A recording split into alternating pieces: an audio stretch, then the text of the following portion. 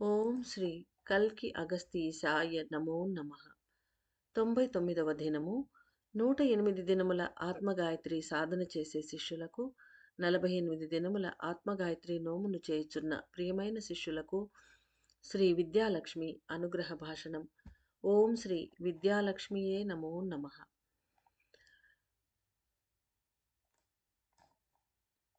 ఆదిలక్ష్మి యొక్క అష్టరూపములలో ఆఖరు శక్తిగా వ్యక్తమై సంక్షేపించుచున్న శ్రీ విద్యాలక్ష్మి అనుగ్రహ ఆశీస్సులు అందరికీ లభించుగాక. ప్రేమ అనేది ప్రతి మనిషిలోనూ నిరంతరంగా నిలిచే శక్తి అయి ఉన్నది.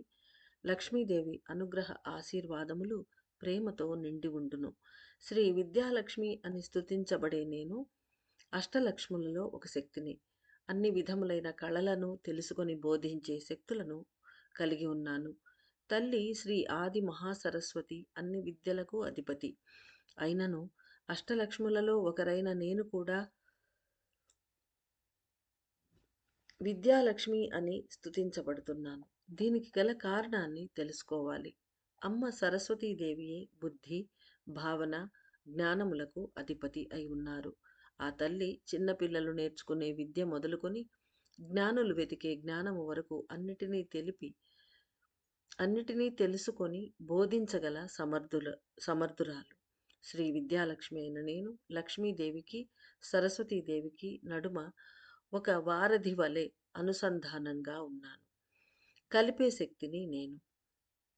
ఆది పరాశక్తి అనే మూలము నుండి ఉద్భవించిన ముగ్గురు అమ్మలు ఒకరితో ఒకరు సంబంధం కలిగి ఉన్నవారే. ఆదిశక్తి యొక్క ఒక అంశమైన వారు లక్ష్మీదేవి యొక్క శక్తులను తమలో కలిగి ఉన్నారు. లక్ష్మీదేవి యొక్క ఒక అంశం సరస్వతీదేవి శక్తులను కూడా కలిగి ఉంటారు. కావున అన్నీ ఒక మూలము నుండి ఉదయించినవే అనే సత్యాన్ని తెలియజేయుచున్నవి. ఆదిశక్తి యొక్క ఒక అంశమైన వారు లక్ష్మీదేవి యొక్క శక్తులను తమలో కలిగి ఉంటారు. అంటే ఆదిశక్తి అంశలో పుట్టిన దేవి ఎవరైనా లక్ష్మీదేవి శక్తులను తమలో కలిగి ఉంటారట. మళ్ళీ లక్ష్మీదేవి యొక్క ఒక అంశం సరస్వతీదేవి శక్తులను కలిగి ఉంటారంటే లక్ష్మీదేవి యొక్క ఒక అంశమైన ఇప్పుడు విద్యాలక్ష్మి తనలో సరస్వతీదేవి శక్తులను ఉన్నవి అని చెప్తున్నదమ్మ. కావున అన్నీ ఒకే మూలం నుండి ఉదయించినవే అను సత్యాన్ని తెలియజేయుచున్నది. ఈ విధంగా నేను కూడా అన్ని శక్తులను తెలుసుకున్న ఒక శక్తిని. శ్రీ విద్య అనగా ముగ్గురు దేవతలను తెలుసుకొనిన ఒక ఆత్మ అని గ్రహించవచ్చును. నా శక్తులు అనగా అణువు యొక్క మూల గర్భస్థ పదార్థమునకు సంబంధించినవి. ప్రతి ఒక్క అణువులోనూ కేంద్రములోని గర్భస్థ బీజముగా నిలిచేది నిర్మల అణువులే. న్యూట్రాన్ అనబడు అణు కేంద్రములో శూన్యము, దాని యొక్క బీజము యొక్క వ్యక్తీకరణ ఉన్నతమైనవి. అన్ని శక్తులు సృష్టించబడే స్థలము మూల కేంద్ర శూన్యమే. దాని నుండి కరిగి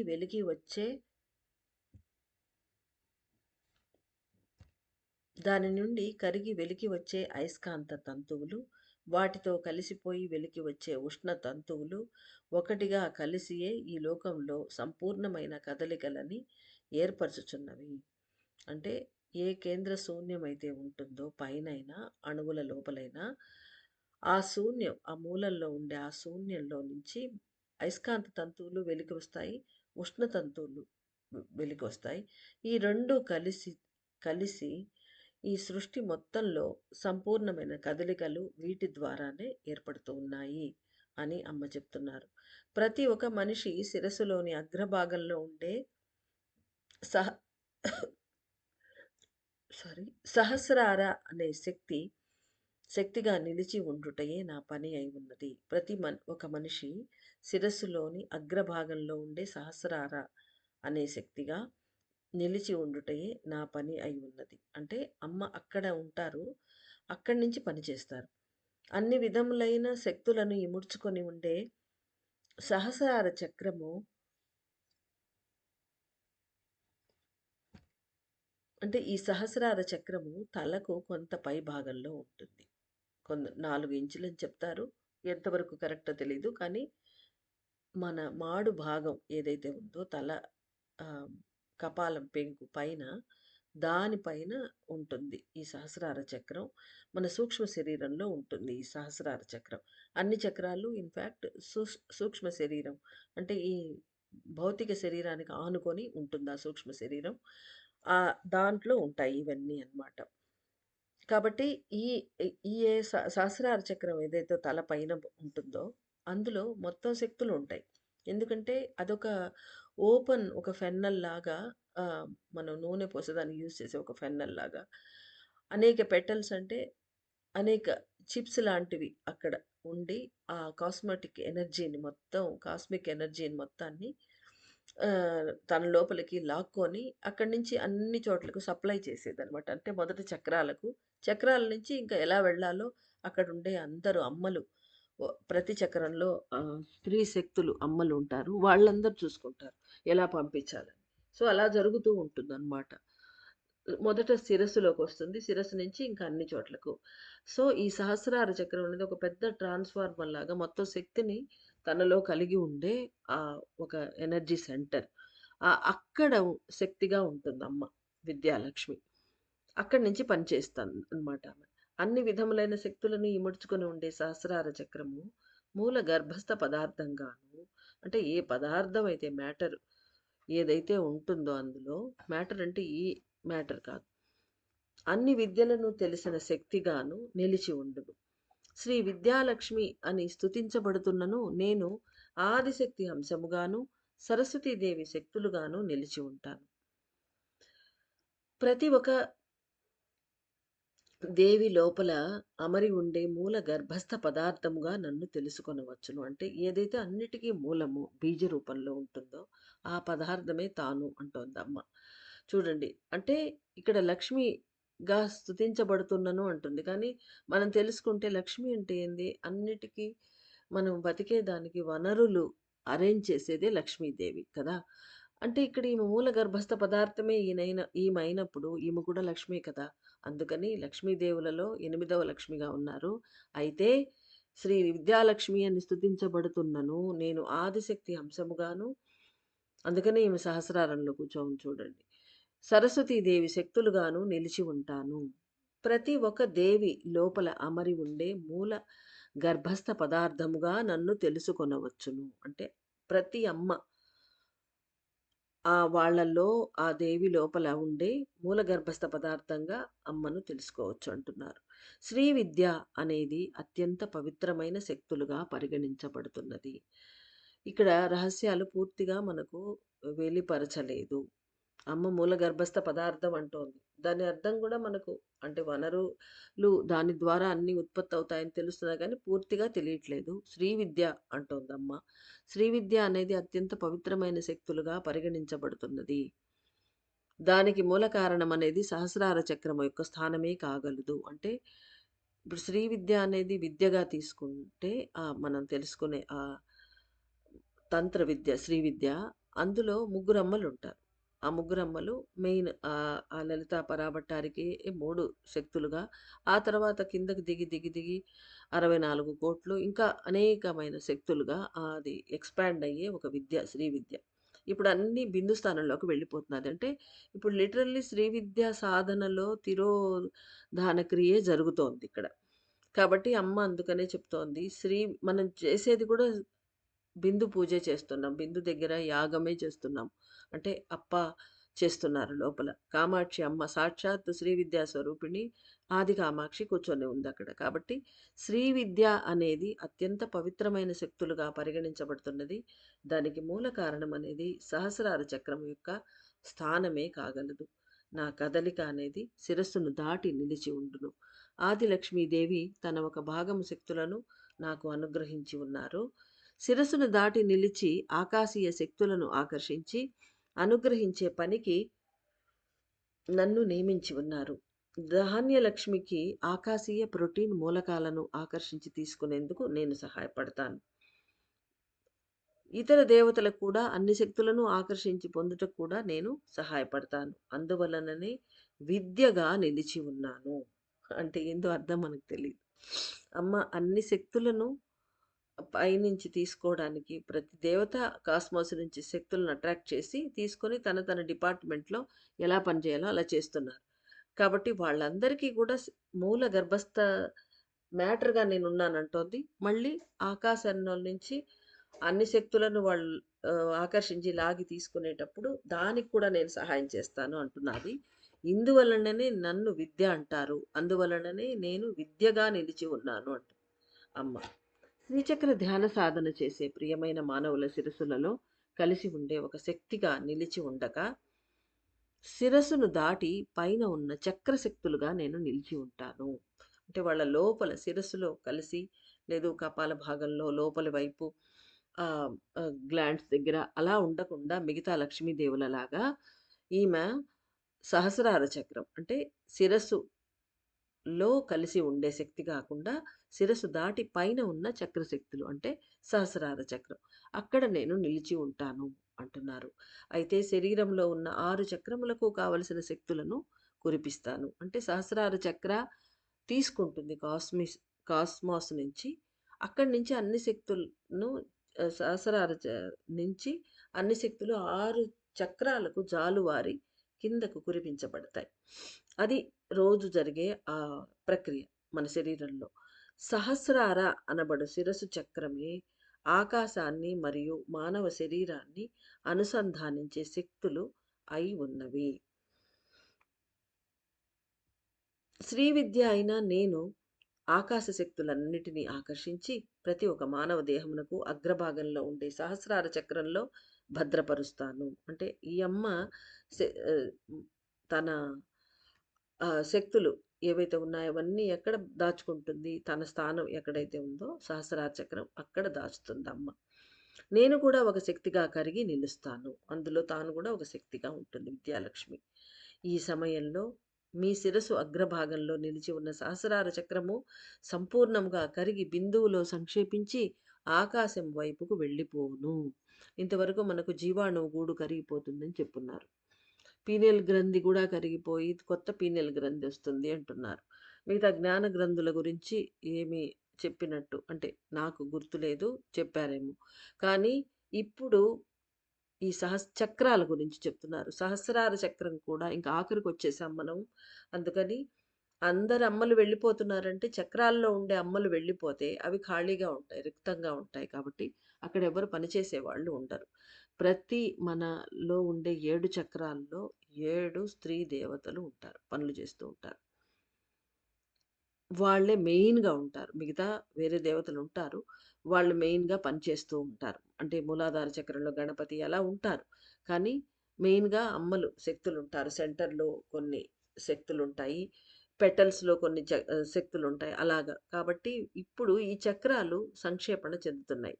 బిందువులో కలిసిపోతున్నాయి. అంటే ఇంక చక్రాలు ఉండకుండా మన శరీరంలో.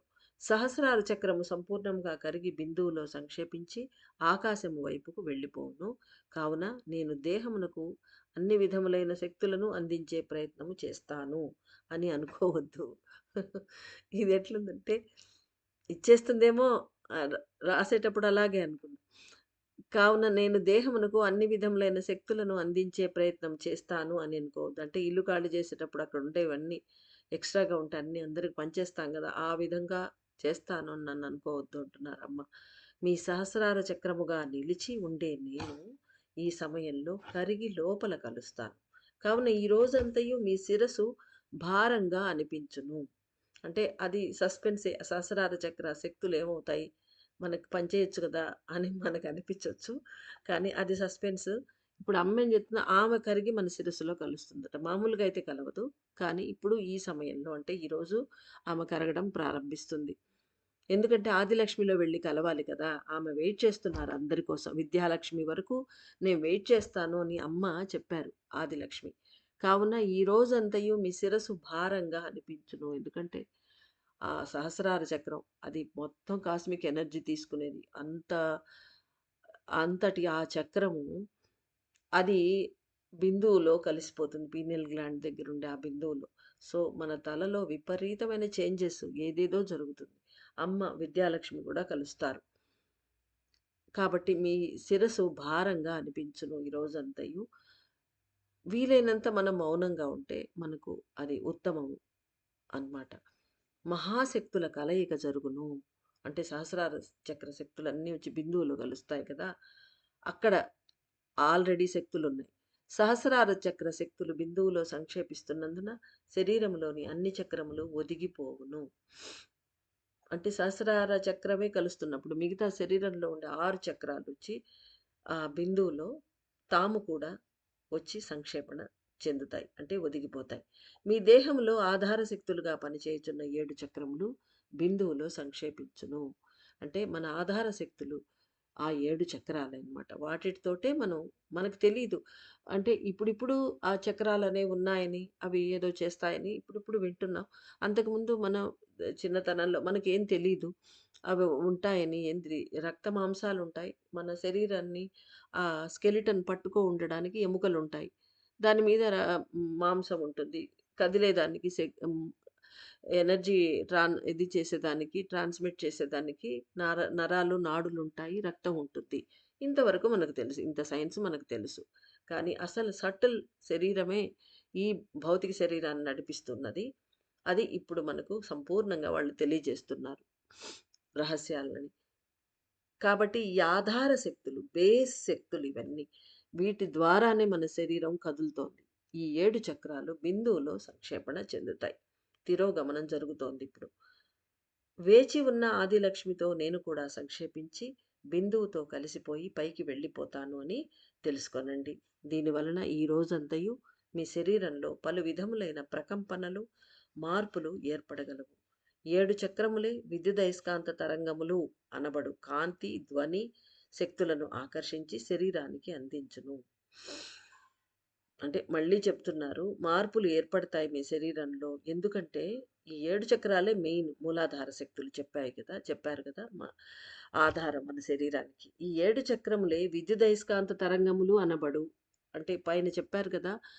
అయస్కాంత తరంగ తంతువులు, విద్యుత్ తరంగ తంతువులు వాటిని ఆకర్షించి శరీరానికి అందజేయబడతాయి. దానివల్లనే శరీరం కదులుతుంది. కాబట్టి ఈ 7 చక్రాలు ఈ పనులన్నీ చేస్తుంటాయి. పైన మనం చెప్పుకున్నట్లుగా.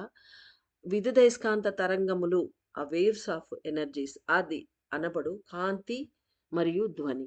అయస్కాంత శక్తి వచ్చి కాంతి, విద్యుత్ వచ్చి ధ్వని శక్తి.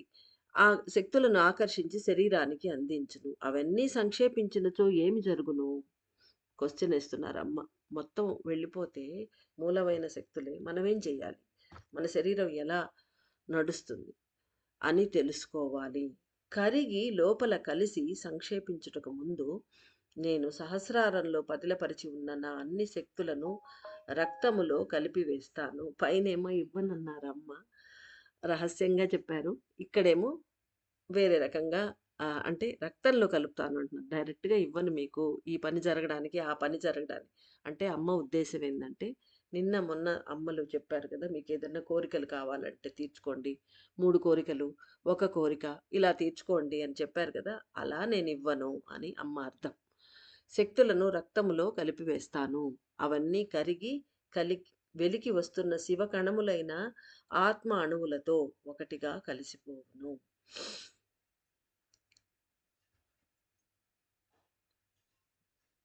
అంటే ఈ సహస్రారంలో అమ్మ భద్రపరిచి ఉన్న ఆ కాస్మిక్ ఎనర్జీస్ అన్నీ రక్తంలో కలిపినప్పుడు, ఆ రక్తంలో కలిసినప్పుడు అక్కడ మళ్ళీ మన లోపల జరుగుతున్న యాగంలో వెలికి వస్తున్న ఆత్మ అణువులు బయటకొస్తున్నాయి.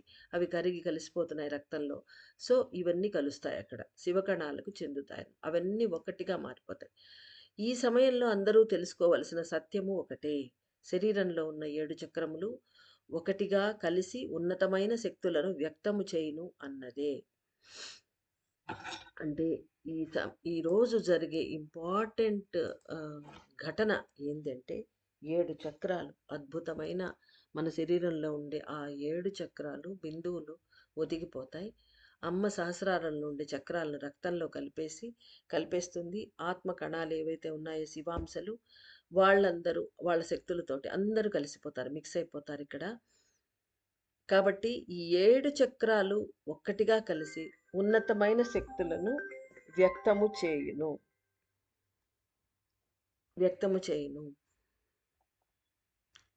అందరూ శ్రీచక్ర ధ్యాన సాధన చేసిన తర్వాత 7 సార్లు నీటిని తీసుకొని నేలపై విడిచిపెట్టి ప్రతి ఒక చక్రము యొక్క నామాన్ని పలుకుతూ తరువాత శ్రీ విద్యాలక్ష్మియే నమః అని ఉచ్చరించి భక్తితో కరిగి ధ్యానించాలి. అందరూ చేసేసుకొని ఉంటే ఈ పూజ ఆ పూజ అయ్యాక చక్రం యొక్క పేరు అంటే సహస్రార చక్రాయై నమః లేదు సహస్రార చక్రం అలా ఏదైనా మీకెలా ఇష్టమో అలా సహస్రార చక్రం పేరు పలికి తర్వాత శ్రీ విద్యాలక్ష్మియే నమః అని చెప్పి నీళ్లు నేలపై అంటే మొదట విడిచిపెట్టమని చెప్పారు.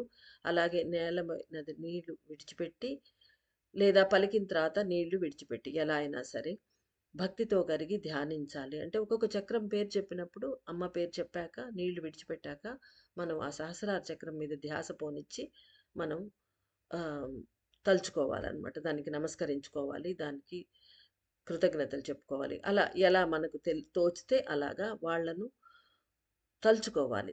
ధ్యానిం ధ్యానం చెయ్యాలి. అక్కడ ధ్యాస పెట్టి ఆయా చక్రాలలో. అలా 7 చక్రాలకు చెయ్యాలి.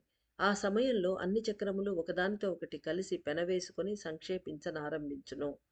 7 సార్లు నీటిని తీసుకొని నేలపై విడిచాక అంటే మన తలలో మన జరిగే సంఘటనలకు మనం సాక్షిగా ఉండాలి కాబట్టి చక్రాలు ఎలాగూ ఆ ప్రాసెస్ జరుగుతుంది. కానీ మనం శరీరంలో మనం చేసుకోవాలి. అలా చేసి వాటిని మనం ఒకసారి స్తుతించాలి. అప్పుడు అవి ఒకదాంట్లో ఒకటి సంక్షేపణ చెందడం స్టార్ట్ అవుతుంది. 7 సార్లు నీటిని తీసుకొని నేలపై విడిచాక జీవాణువు గూడు అయిన బిందువుకు మానసికంగా నమస్కరించి ఇంతకాలంగా చక్రములుగా తిరిగి నా కదలికలకు సహాయాన్ని అందించి అనుగ్రహించిన అందరు దేవతలకు, శక్తులకు నా కృతజ్ఞతలు అని బిందువుకు చెప్పుకొని అంటే బిందువులోకి వెళ్ళిపోయారు కదా అందరూ. అని పలికి మనసు మనసు కరుగగా పీనియల్ గ్రంథి అనే బిందువులో అందరూ ఒకటిగా కలిసిపోవాలి. అంటే దాంతోటి ఏకీకారం అవ్వాలి. లయ చెందాలి. ఆ పీనియల్ గ్లాండ్ తోటి. అప్పుడు శరీరం అంతటా జరిగే మార్పులను గమనించండి. ఈ రోజున మీ ప్రాణం యొక్క అధిక శాతం శక్తులు సంక్షేపించును. అంటే మాక్సిమం మనం ప్రాణం ఒదిగిపోతుంది. అంటే మొదటి రోజు నుంచి మొదలుపెట్టి ఈ రోజుటికి 99 రోజులయిపోయినాయి. ఇంతమంది అమ్మలు వెళ్ళిపోయారు. అష్టలక్ష్ములు కూడా పూర్తయిపోయినారు. కాబట్టి మాక్సిమం శక్తులు వెళ్ళిపోయాయి ప్రాణశక్తికి. కాబట్టి అందరూ మితమైన సాత్విక ఆహారాన్ని స్వీకరించి సాత్విక ఆహారంగా ఉండాలి. అది మితంగా తీసుకోవాలి. నీటిని అధికంగా సేవించండి. 7 చక్రములలో ఒదిగిపోయినచో 7 చక్రములు ఒదిగిపోయినచో మీ కదలికలు ఎలా జరగగలవు? అంటే 7 చక్రాలు కలిసిపోతే మీ పనులు ఎలా జరుగుతాయి? మీ శరీరం ఏ విధంగా పనిచేయగలదు అని క్వెషనొస్తే అని తెలుసుకోనండి. శివాంశ అయిన అరుణాచలేశ్వర ఆత్మకణము ఎలా అయితే జీవాణువు గూడుగా రూపాంతరం చెందుతున్నదో, అదే విధంగా సప్త ఋషుల శక్తులు 7 చక్రములుగా రూపొందును. ఎంత అద్భుతమైన విషయం. సప్త ఋషులే మన సప్త చక్రాలుగా మారబోతున్నారు మనకు. అంటే ఇంతకన్నా అద్భుతమైనది మనం ఏం వినగలమో తెలీదు మనకు. శ్రీ పరాశర మహర్షుల వారు సహస్రార చక్రముగా నెలకొనగలరు. మన పరాశర మహర్షి మొట్టమొదట మనలో దిగిన ఆ మహర్షి శక్తి పరాశర మహర్షుల వారు ఆయన సహస్రార చక్రంగా ఉంటారట. ఆ తర్వాత మిగతా చక్రాలకు పేర్లు విడిగా చెప్పలేదు. ఋషులందరి శక్తులు వరుసగా శరీరంలోని చక్రములుగా రూపొందును. అంటే అదే ఆర్డర్‌లో ఉండవచ్చు అని ఇక్కడ హింట్ ఇచ్చారు మనకు.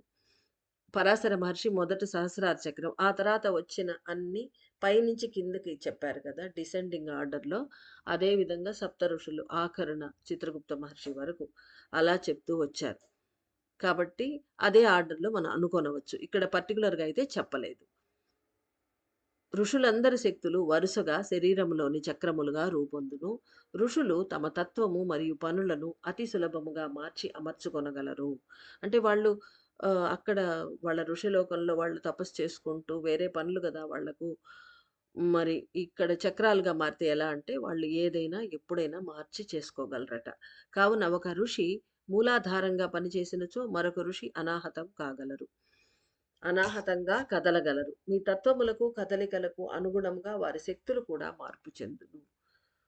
ఎందుకంటే ఎనర్జీ బీయింగ్స్ కదా వాళ్ళు.